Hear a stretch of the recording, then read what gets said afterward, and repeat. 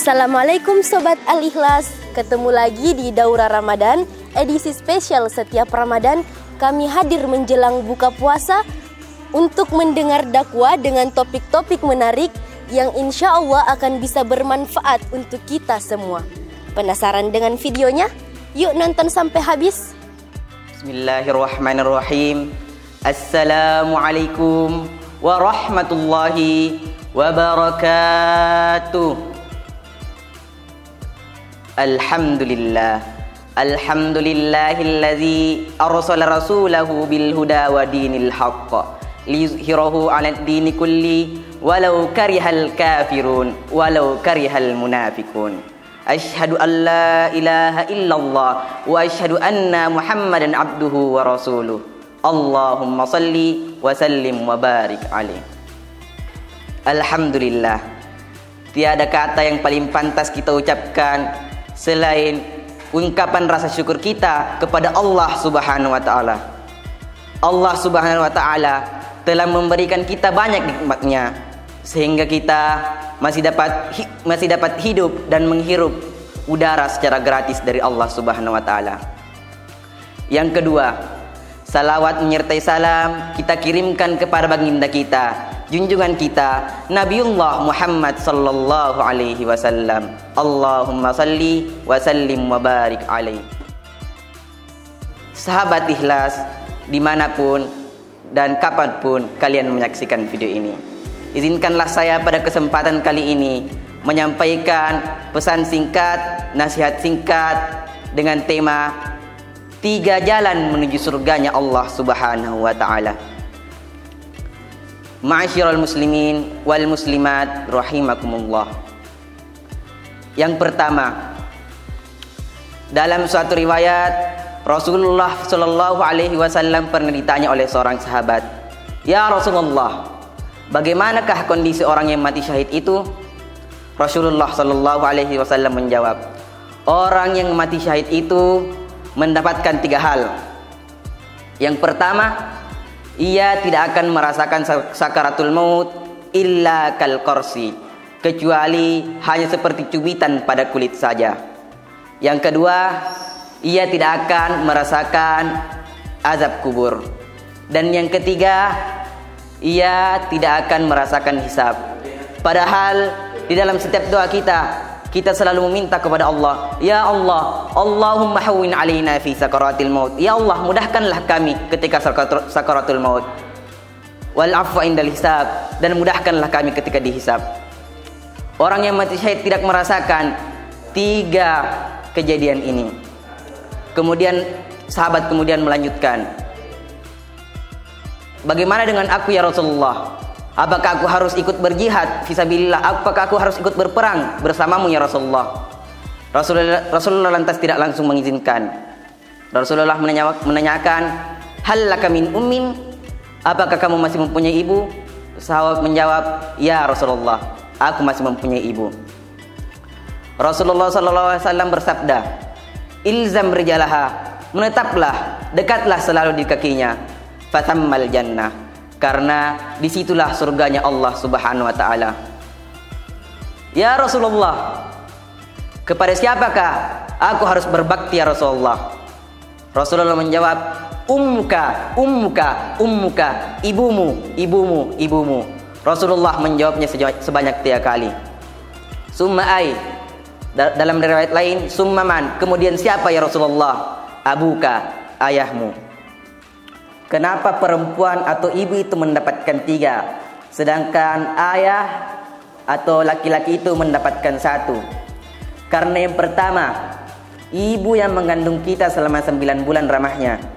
Dan yang kedua, ibu yang melahirkan kita, ibu yang rela mengorbankan nyawanya, ibu yang rela meneteskan darahnya untuk melahirkan kita ke dunia ini. Dan yang ketiga, ibu yang menyusui kita, ibu yang merawat kita selama 2 tahun lamanya. Ma'asyiral muslimin wal muslimat rahimakumullah. Dalam riwayat lain diceritakan bahwa salah seorang sahabat menangis sejadi-jadinya karena ia ditinggal mati oleh ibunya. Kemudian seorang sahabat lain datang Wahai sahabatku, janganlah engkau bersedih, yang lalu biarlah berlalu, karena di dunia ini tidak ada yang kekal. Kita semua akan mati menghadap kepada Allah Subhanahu wa taala. Sahabat yang ditinggal mati oleh ibunya ini pun menjawab, wahai sahabatku, aku menangis, aku bersedih, bukan karena ibuku meninggalkanku, tapi aku tidak lagi bisa melaksanakan amal utama yang dijanjikan oleh Rasulullah. Aku tetap bisa membaca Al-Quran, aku masih tetap bisa sholat tahajud, aku masih tetap bisa bersedekah, tapi aku tidak bisa lagi berbakti kepada ibuku, berbuat baik kepada ibuku. Ilzam rijalaha, kata Rasulullah, menetaplah, dekatlah selalu di kakinya, berbuat baiklah kepadanya, rawatlah ibumu. Fatammal jannah, karena disitulah surganya Allah. Jadi pemirsa yang ada di rumah, selagi ibu kita masih ada, orang tua kita masih ada, berbuat baiklah kepada dia selalu, karena di telapak kakinya lah surga itu berada. Tapi jika ibu kita sudah mendahului kita terlebih dahulu, kirimkanlah surah Al-Fatihah, bacakan surah Yasin, karena doa anak yang soleh, Al-Fatihah anak yang soleh itu kepada orang tuanya yang meninggal merupakan amal jariah bagi kedua orang tuanya. Sebagaimana sabda Rasulullah, "Idza mata banu Adam," jikalau mati anak cucu Adam, "inqata'a amaluhu illa thalatha." Yang pertama, al-ilmu yuntafa'u bihi, ilmu yang dimanfaatkan. Yang kedua, shadaqatun jariyatun, sedekah jariah. Dan yang ketiga, al-wadudun salihun yad'u lahu, doa anak soleh yang mendoakan kedua orang tuanya. Sahabat Al-Ikhlas yang mudah-mudahan dirahmati oleh Allah Subhanahu wa taala. Yang ketiga, jalan menuju surga yang dipesankan Rasulullah sallallahu alaihi wasallam adalah berbuat baik kepada anak yatim. Diriwayatkan bahwa Rasulullah sallallahu alaihi wasallam masuk ke surga. Dan sebagaimana kita ketahui, Rasulullah sallallahu alaihi wasallam sebagai Sayyidul Mursalin, Khatamul Anbiya, adalah orang yang pertama kali menginjakkan kakinya di surganya Allah Subhanahu wa taala. Kemudian Rasulullah berbalik ke belakang. Ada seorang perempuan yang mengikutinya dari belakang dan merupakan orang kedua yang masuk ke surga. Rasulullah bertanya, siapa ke perempuan itu? Perempuan itu adalah orang yang menyantuni anak yatim, orang yang selalu berbaik kepada anak yatim. Maka Rasulullah sallallahu alaihi wasallam menjanjikan, aku kata Rasulullah, wa kafilul yatimi fil jannah, aku dan orang yang menyantuni, orang yang senantiasa berbuat baik kepada anak yatim, fil jannah, di dalam surga. Hakadha, seperti ini. Rasulullah sallallahu alaihi wasallam mensyaratkan dengan jari telunjuknya dan jari tengahnya dengan agak merengkangkan sedikit. Begitu dekatnya jarak kita dengan Rasulullah di surga kelak.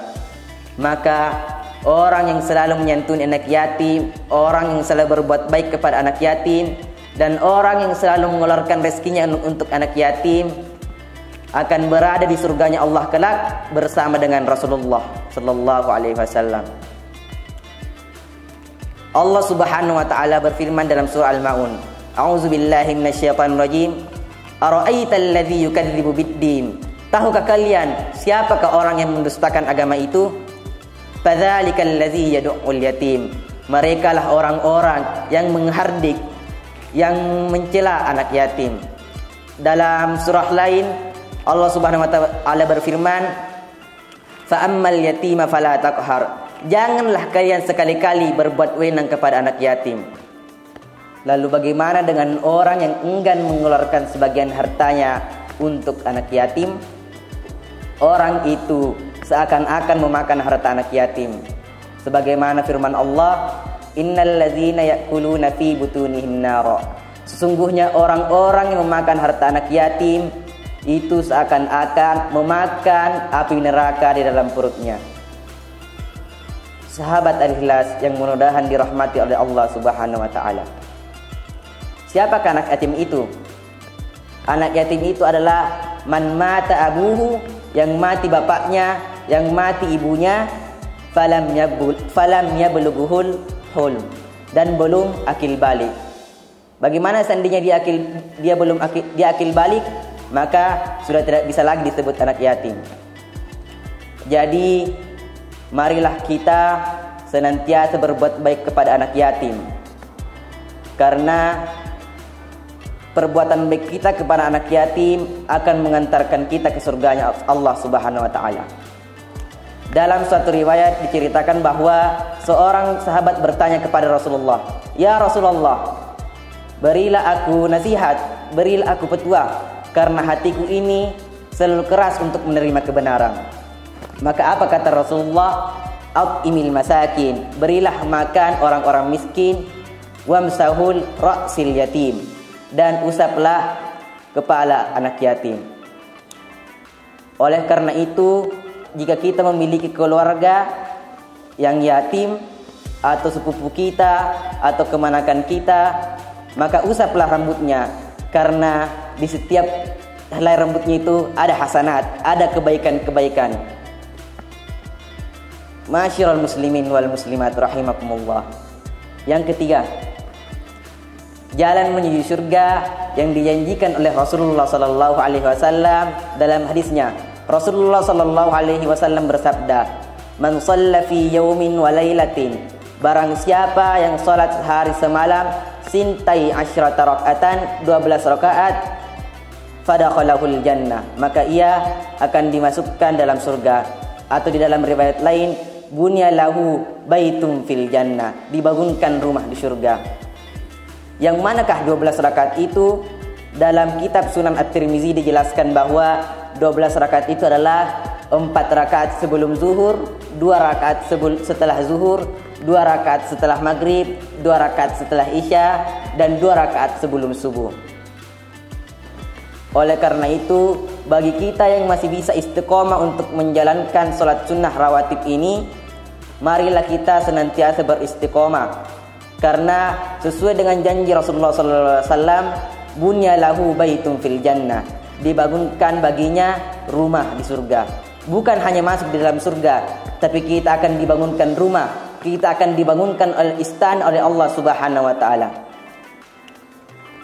Oleh karena itu, sebagai kesimpulan, marilah kita memanfaatkan momentum bulan suci Ramadan ini untuk senantiasa memperbanyak amal ibadah kita, berbuat baik kepada orang tua kita, menyantuni anak yatim, dan memperbanyak sholat sunnah seperti sholat sunnah tarawih, karena sholat sunnah tarawih adalah sholat yang hanya bisa dilakukan di bulan suci Ramadan. Mungkin hanya ini yang bisa saya sampaikan, kurang lebihnya mohon dimaafkan. Wallahu muwaffiq ila thoriqil ikhlas. Wassalamualaikum warahmatullahi wabarakatuh.